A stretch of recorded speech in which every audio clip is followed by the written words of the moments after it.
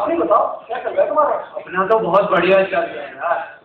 Broker के पास जाना है, फॉरेन एक्सचेंज के सट्टे में कुछ पैसा बनाया है, वही वसूल करना है। फॉरेन एक्सचेंज क्या बना है? ये सब बताने का वक्त नहीं है मेरे पास। अंतरराष्ट्रीय मुद्रा बाजार में रुपया कुछ ऊपर चढ़ गया तो मैंने पैसा बना लिया। भला ये रुपया ऊपर चढ़ता कैसे है और फिर नीचे कैसे उतर आता है? भला मुझे भी तो समझाओ।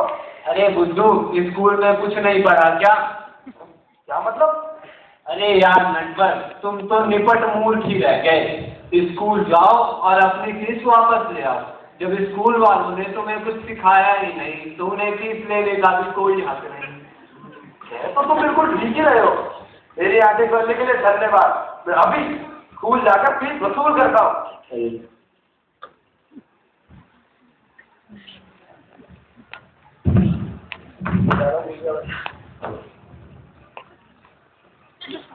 हमारे एक आदमी है सर, आपसे मिलना चाहता है।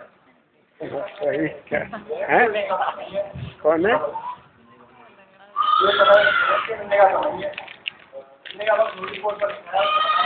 बताया था, पर वह पेरेंट नहीं लगता।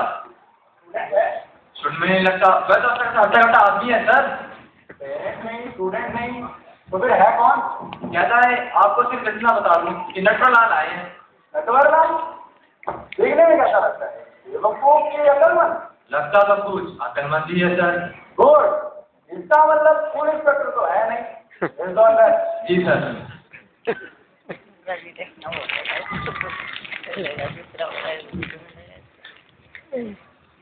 ये बैठिए, मेरे हुकूमत।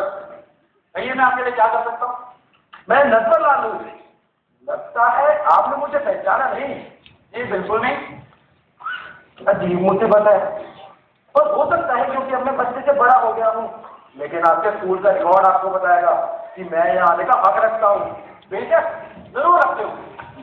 और उसका स्कूल रिकॉर्ड भी क्या लेना देना? मतलब ये कहना चाहते कि आपको मेरा नाम तक याद नहीं? याद भी कैसे होगा? और आपकी जानकारी के लिए बता दूं प्रिंसिपल साहब कि आज से 18 साल पहले मैं स्कूल का एक स्टूडेंट था। Okay, I see, that's very good. तो आजकल क्या कर रहे हैं आप? कुछ नहीं, इसलिए मैं आया हूँ। क्या मतलब? क्योंकि स्कूल मुझे कुछ सिखा नहीं पाया और इसीलिए मैं अपनी जिंदगी में कहीं सेटल नहीं हो पाया।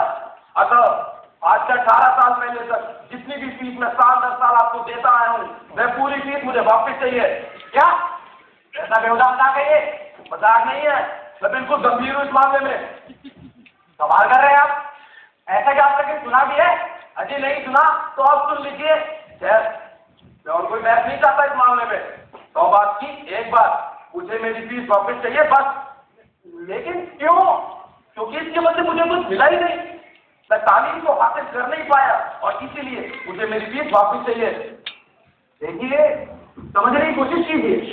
ये तो सरासर उलझुल ख्याल है। उलझुल है। बिल्कुल भी नहीं। बहुत बढ़िया ख्याल है। इतना बढ़िया कि मेरे तो दिमाग में आता भी नहीं। आपकी दी हुई तालीम की बदौलत। वो तो भलाओ मेरे दोस्त बंसीलाल था, जिसने मुझे पैसे जुटाने की तरकीब बताई। अब ये बंसीलाल में कोई तुम्हारे जैसा कोई दूसरा बेवकूफ है? नहीं जी नहीं, बंसीलाल मेरी तरह बेवकूफ नहीं है। तो अंतरराष्ट्रीय मुद्रा बाजार का एक बहुत बड़ा व्यापारी बन चुका है। अच्छा, तो क्या प्लान पड़ेगा व्यापारी ने आपको? नहीं, तो अगर मुझे मेरी फीस वापस मिल जाए तो मैं उससे कोई अच्छा सा काम धंधा शुरू कर सकता हूँ। आप सचमुच गंभीर है जैसे? जी हाँ, इससे ज्यादा गंभीर तो मैं अपनी जिंदगी में आज तक नहीं हुआ। और अगर आपने मेरी बात नहीं मानी और मुझे इस तरह परेशान किया तो मैं जा रहा हूँ मिनिस्टर ऑफ एजुकेशन आपकी शिकायत करने। अच्छा, और आज यही एप्लीकेशन लगाने क्या चेक करेंगे आप? यही कि आपने मुझसे पैसे लिए और बदले में तालीम नहीं दी। पागल हो गए आप? देखिए, आप थोड़े यहाँ से चले जाए। चले जाओ? नहीं जी नहीं, अब तो मैं यहाँ से कहीं नहीं जाने वाला। अब तो मैं फैसला करके ही जाऊंगा। भाई मेरी फीस के बदले मुझे यहाँ तालीम मिलनी चाहिए थी ताकि मैं आगे जिंदगी में कुछ करने के काबिल बन सकूं, पर ऐसा हुआ ही नहीं। किस कारण से आपको लगता है कि आप कुछ नहीं कर सकते? क्योंकि पिछले 18 साल से मुझे कोई नौकरी मिली ही नहीं, और अगर गलती से कोई मिल भी जाती तो टिकती नहीं। ऐसा करिए, आप दोबारा मेरी परीक्षा लीजिए, चाहिए बुलाइए मास्टरों को। बड़ी हैरानी की बात है, आप दोबारा परीक्षा में बैठना चाहते हैं? सचमुच? बिल्कुल, दोबारा बैठ के लाते मुझे। बड़ा अजीब केस है। ऐसी ऐसी वाहियात बात मैंने पहले कभी नहीं सुनी।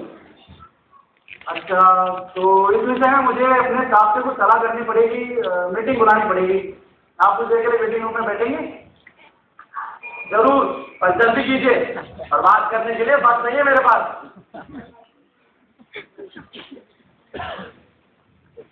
जी सर।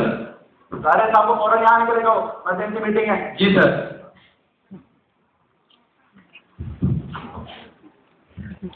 आ गए।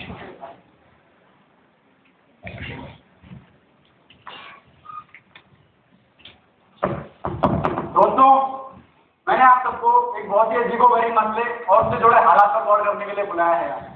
आप लोग बैठ जाएं ताकि हम मीटिंग शुरू कर सकें। Thank you sir. बड़ी हैरानी की बात है, मेरी इतने सालों की प्रिंसिपलशिप में मैंने कभी ऐसी मुसीबत का सामना नहीं किया। आपके ऐसा मसला क्या है जिससे आप इतने परेशान हैं? परेशान? सिर्फ परेशान? इतना अजीब मसला मैंने आज तक नहीं सुना और न सोचा। एक पुराना स्टूडेंट अभी अभी मिलने के लिए आया हुआ है, लाल नाम से अजीब चीज, वो अपनी ट्यूशन फीस वापस चाहता है। क्योंकि उसकी नौकरी चली गई, क्योंकि वो कंगाल है, क्योंकि वो गधा है। सज्जनों, कुदरती बात है, कंजर्वेशन ऑफ एनर्जी का उसूल सिद्ध करता है कि कोई शागिर्द एक खास अरसे में उतनी नॉलेज खो बैठेगा जितना कि कोई उस्ताद उसकी खोपड़ी में उतने ही अरसे में डाल सकता है। सभ्यता के इतिहास में हमें कोई ऐसी मिसाल नहीं मिलती कि किसी व्यक्ति ने न कुछ सीखा और न कुछ भूला। सवाल यह है कि वो अपनी रकम सिंपल इंटरेस्ट के साथ वापस चाहता है या कंपाउंड इंटरेस्ट के साथ, क्योंकि दूसरी सूरत में वैसे वो शख्स है कहाँ? बाहर बैठा इंतजार कर रहा है। वो चाहता है उसका इम्तिहान दोबारा लिया जाए और यदि वो फेल होता है तो उसकी फीस वापस कर दी जाए। मेरा यह दावा है दोस्तों कि नटवरलाल का इम्तिहान एक बार फेल लेने में हमारा कोई हर्ज नहीं, लेकिन अगर वो फेल हो गया तो इससे हमारी पोजीशन खराब हो सकती है। हमें उसे मात देनी है। कैसे? एकजुट होकर। हमारा मकसद इम्तिहान में फेल होने से उसे रोकना है, क्योंकि अगर वो फेल हो गया तो कल 2 और परसों दर्जन भर स्टूडेंट यहाँ आ सकते हैं अपनी फीस वापस लेंगे। फैसला कौन करेगा? मैं, अगर आप इजाजत दी, पर गड़बड़ी का तो कोई चांस नहीं है ना। और करो कोई अखबार में आ गया तो वो जब आप हम पर छोड़ दें।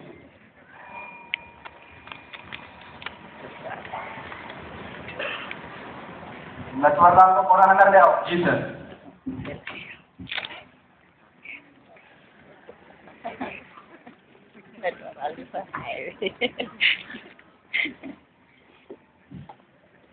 ये जनाब कैसे हैं आप?